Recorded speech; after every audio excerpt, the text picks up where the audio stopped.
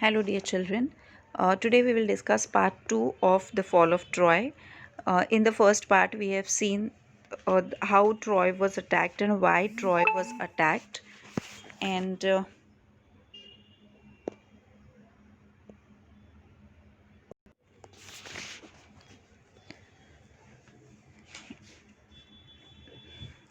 at the end of the part 1, we have seen that there was a fight between the Trojans um and the Greeks for 10 long years, and still both the sides were equally strong. So neither the Trojans could win or nor the um, Greeks could win. So the fighting went on quite long, and it still went on. There were so many great leaders, great warriors who lost their lives on the battlefield, but still the war continued. So, in part 2, we are going to see that at last Troy was taken, not by force but by trick. It was the cunning Odysseus who thought of a plan to obtain the victory. Now, since both were equally strong, so it was not possible for any of them, like the Trojans or the Greek, it was not possible for any of them to win the war um, by just overpowering someone. But therefore the cunning Odysseus, he was very cunning, he was very good at planning, and therefore he made an evil plan, and he using that plan he obtained victory. So what was his plan? Let us see. Let us build a great wooden horse, he said, big enough to hold men inside it, and let some of our best fighters hide in the horse. Then let us burn our tents and pretend to sail away in our ships. But instead of sailing away, we will return in the night when the Trojans are asleep. We will attack the city and burn and kill. So what was his plan? That he planned, or according to his plan, he advised that they should build a big wooden horse. That horse should be sufficient big so that few great warriors of the Greek people can hide inside the horse, and then they will burn their tents which they had set up for the war. So they will burn away their tents, they will empty that, and they will sail away from Troy, so as to pretend that they are giving up with the war, and they are not going to continue with the war, and they are going back to Greece. So they will pretend that, and instead what they'll do, that they will sail for some distance, and when they will not be visible for the Trojans to see them, it won't be possible for the Trojans to see them. At that distance they will go, and then they will wait there, and in the night when the Trojans are asleep, they will come back to Troy, and they will attack the city and burn and kill the people. The Greek leaders decided to follow the advice of the wise Odysseus. So, a great horse of wood was made by a skillful engineer, and the greatest heroes, Menelaus, Odysseus himself, and others entered it, the last man to go in being the architect himself, who knew the secret of opening and shutting the entrance. So, accordingly, a big, huge wooden horse was built, and all the great leaders like Menelaus and Odysseus himself, they all went inside the horse. They sat inside the horse, and then the last one to enter the horse was the architect who designed the horse, because he was the person who knew how to open the door and close the uh, door of the horse to enter inside and come out of the horse. That evening, the Greeks burned their tents and sailed away in their ships. But they did not go very far. Only one man was left behind to persuade the Trojans to drag the horse into their city. So that is how, as per the plan, these few great warriors, great heroes, they sat inside the horse and closed the doors. And the remaining Greek soldiers or warriors, what they did, that they burned their tents, they vacated it, they burned their tents, and they uh, sailed away from the Troy. But then after some going some far, they did wait there, and only one man was left behind near the horse so that he can persuade, convince, or can motivate, or can compel the Trojans to take the horse into their city. Next day, the Trojans woke up expecting to go out and fight as they had done for the past 10 years. What delight and surprise they felt at the sight they saw on the seashore outside the walls. So when they, as usual, because this war was going on for 10 long years, so they similarly they've got habituated. Because of that, they got habituated to get up in the morning, get ready, and go for war. So that had become their regular practice, and accordingly they got ready and they opened the doors to get out of the Troy city to continue the war. And when they went out, what they saw, they were very surprised to see that the Greeks had gone away. They have left the site, and uh, they were very happy to see that. They were very surprised and they were very happy to see that the shore outside the wall. It seemed that the long siege was over at last. The long fight was finally over. The tent had been burnt and the shore was deserted. The Greek ships had all gone. So all the Greek ships had gone. The shore was deserted. Deserted means now there were no tents and no one was staying out there. They had already left that place and sailed away from Troy. So they thought that the war has finished and they were very happy for that. Next day, the Trojans woke up expecting to go out and sorry. It's peace at last, they cried, and opened wide their gates and came out in large numbers on the plain, glad to be free again to go where they pleased. Then they saw on the sands the huge wooden horse.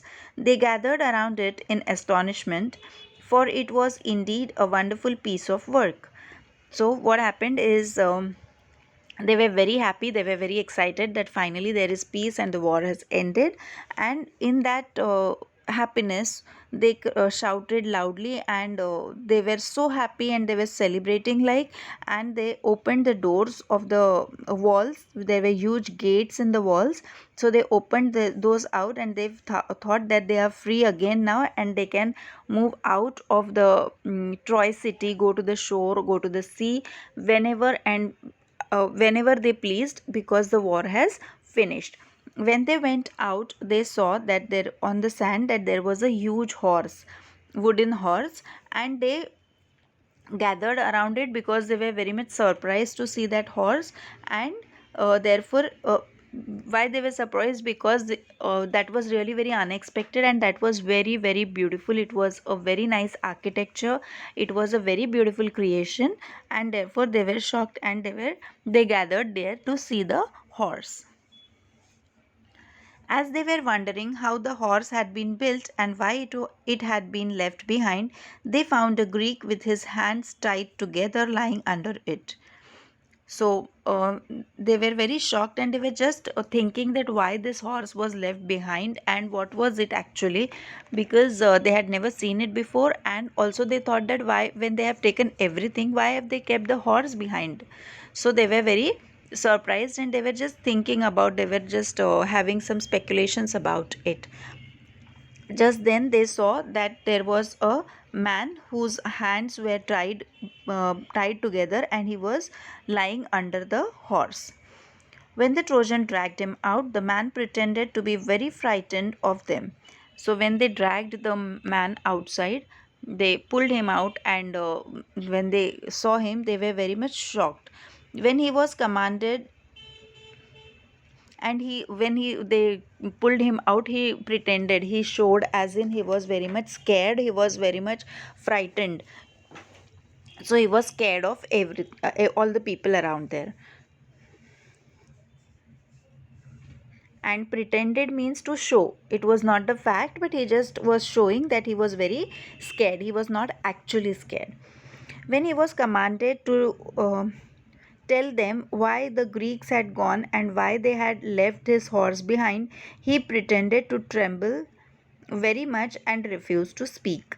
So when he was forced, when he was commanded, when he was told forcefully to say why that horse was left behind and why the Greeks went away just keeping the horse behind.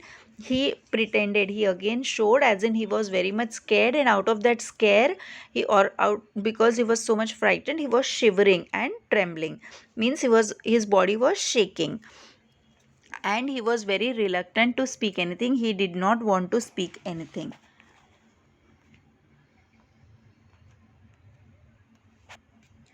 When at last they threatened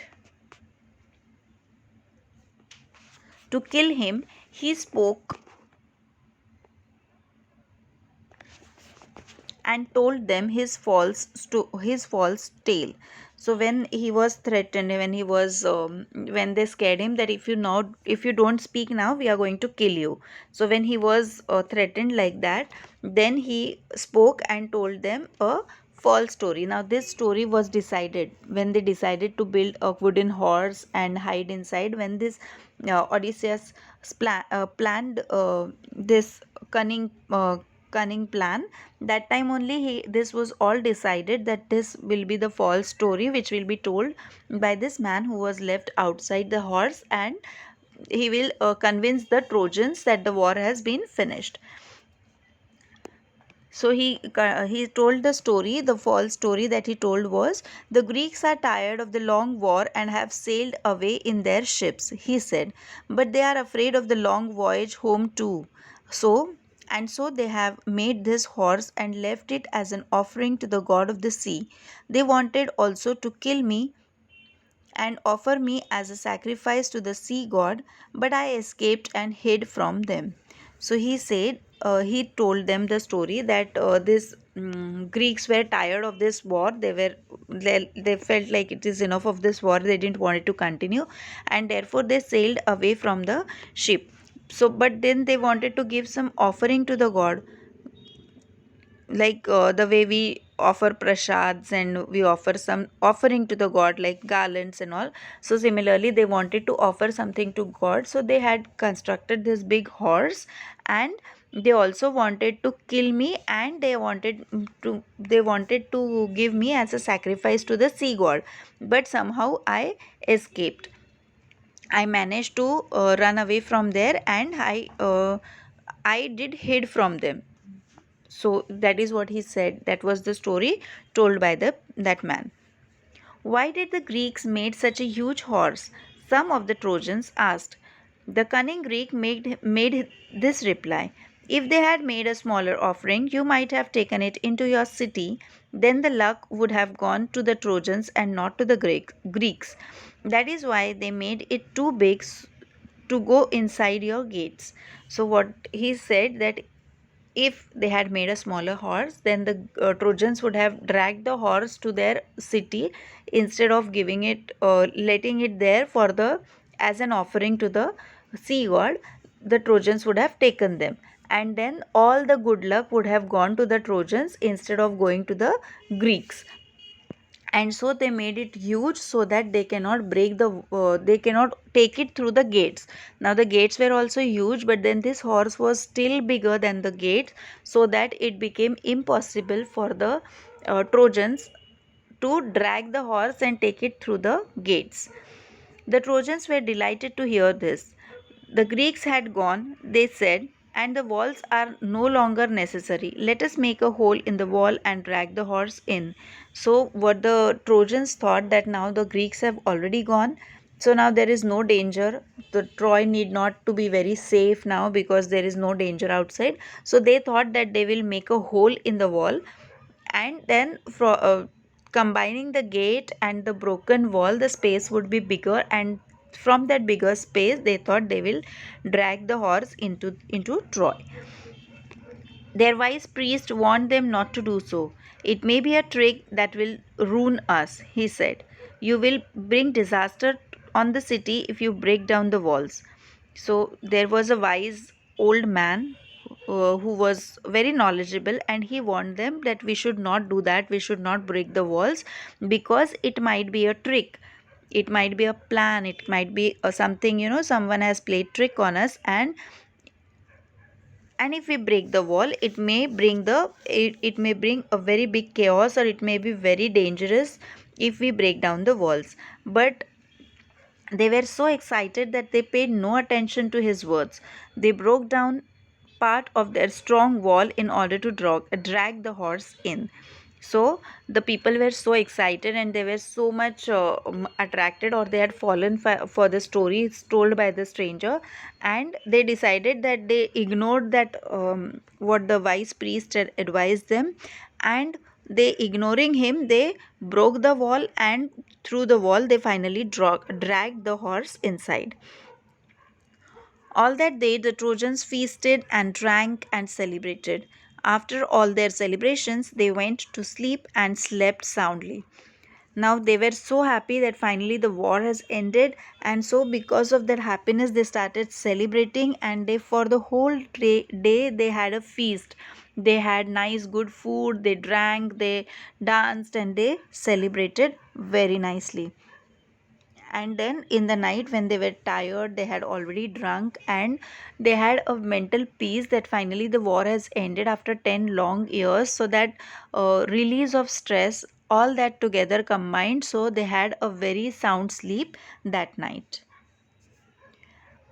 But that day of rejoicing was soon followed by a night of terror and death. Now, they had a very nice day. They enjoyed the day so much, and but the night that was to follow was full of terror and death. Why? Because in that horse there were all the Greek leaders and Greek heroes who were sitting in the horse, and they had some cunning plan to get over the Trojans. The Greek ships had not sailed far. As soon as they were hidden in an island by an island, they had lowered their sails and dropped anchor and wait for the night. In the darkness, the fleet sailed back. The leading ship, which was Agamemnon's, bore a red light high on its mast. Now children, these ships, they, when they have to stop, when they have to halt somewhere, they lay down their anchors, so that you can say it is a type of a brake the ship uses to stop. Then a mast is a huge pole generally at the center of the ship, and usually at the upper end of the mast it's a pole like thing, and on the upper end of the pole, or the pillar you can say, there is either a flag or you can say a light. Earlier it used to be an oil light, so oil lamp to be more precise. So these Greek ships, when they pretended to go away from Troy, they went only that far so that they can hide behind an island. So there was an island after some distance from Troy, and after behind that island, when they laid down the anchor and stopped their ships, then that time they were not visible from Troy. So they decided to wait there because that was the best place to hide, and they were not very far away from Troy as well. And when it was night, it was darkness, all these ships sailed back towards Troy, and the leading one was that of the of leading one was that of Agamemnon, and it bore a red light high on its mast. So there was a big mast, a big pillar on the Agamemnon's ship, and it had a red light to give an indication to the Greek leaders who were hiding inside the horse, that so that they came to know that the ship has almost arrived Troy. The Greek who was watching for the who was waiting for who was watching for the return of the fleet crept to the wooden horse and gave the signal. So now this man who was left outside the horse, the Greek fellow, he was waiting for the ships to return.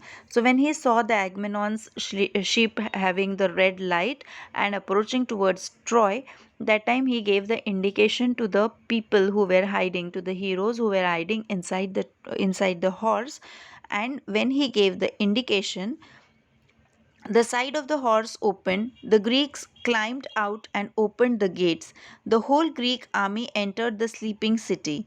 Immediately, the Greeks set fire to the houses and towers and palaces and began to burn and kill. So, what happened that as soon as he gave the signal to the heroes who were sitting inside the horse, they gently opened the door. All the heroes came out. The Greek heroes came out of the horse and they opened the gates of Troy. Now, one side they had already broken the wall, so that was really not very safe, and it was opened, it was broken, and the other gates also.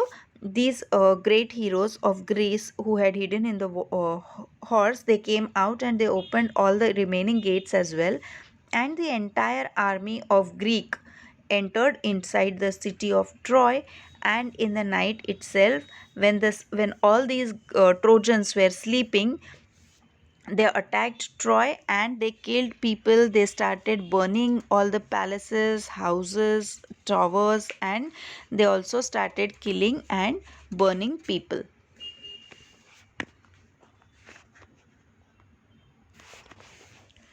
Troy was filled with the sight of leaping flames and the sound of shouting and the noise of weapons and the cries of weeping women.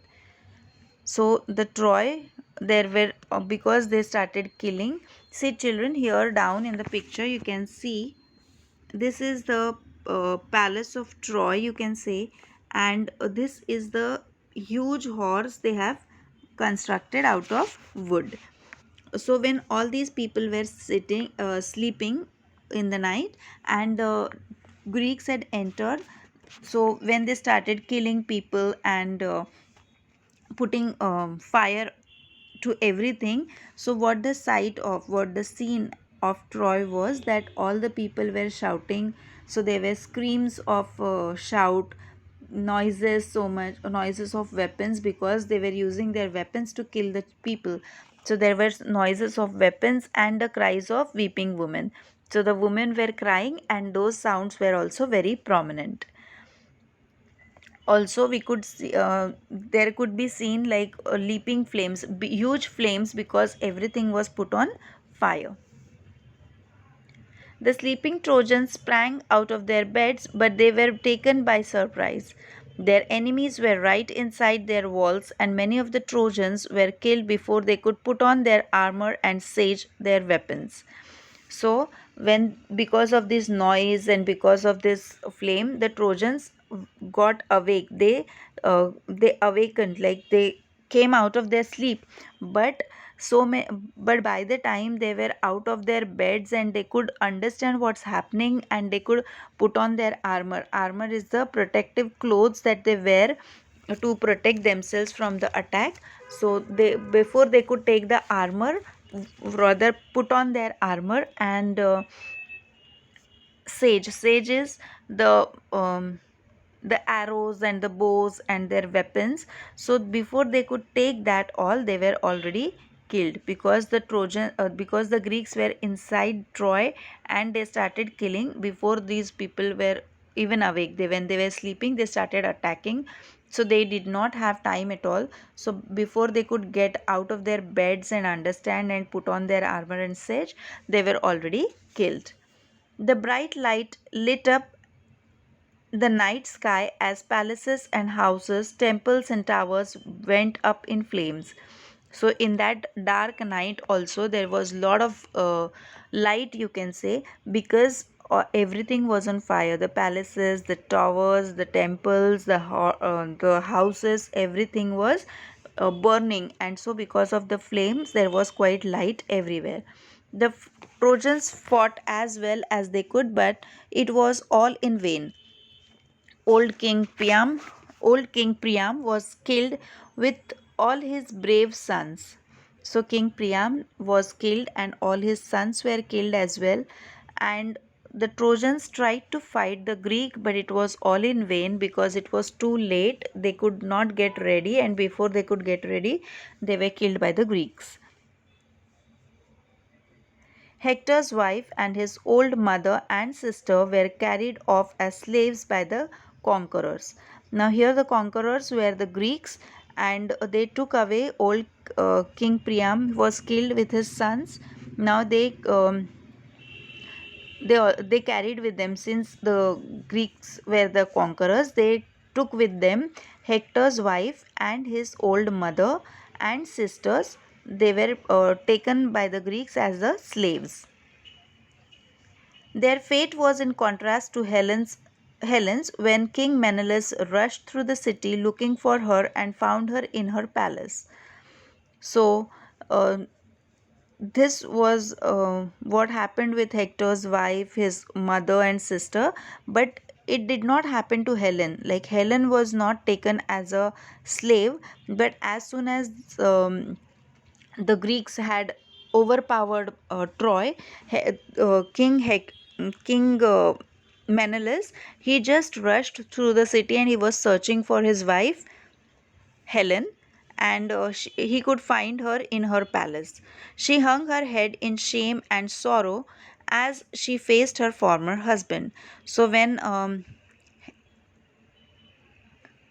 Menelaus came in front of Helen, Helen was ashamed for what she has done. So she just looked down, so or bent her head down in shame, and she felt very bad about it. Her voice was choked with emotion, and she could not speak. So because she was crying and she was not feeling good at all. She was feeling very sorry, so she could not speak anything. But Menelaus forgave her and she went back with him, for it was only Aphrodite who had turned her heart away from her home and her husband and her children. So she was she when she apologized, King Menelaus forgave her and he took her back with him, and she felt, or rather, it was just a moment when she felt very attracted towards or rather attracted very away from her home and her husband and her child. So when morning came, nothing was left of the proud rich city that had resisted attack for 10 years.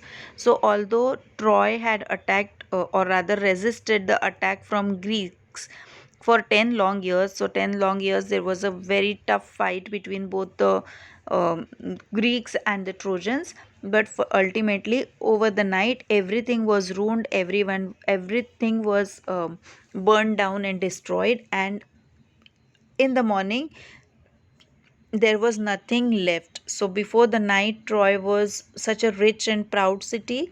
But in the morning, within few hours, Troy was like left with nothing. And it, although it had resisted, or it was a very strong opponent of the Greeks and could resist the war for 10 long years. That is where we come to the end of the chapter. I hope you all have understood it. That's all. Thank you so much.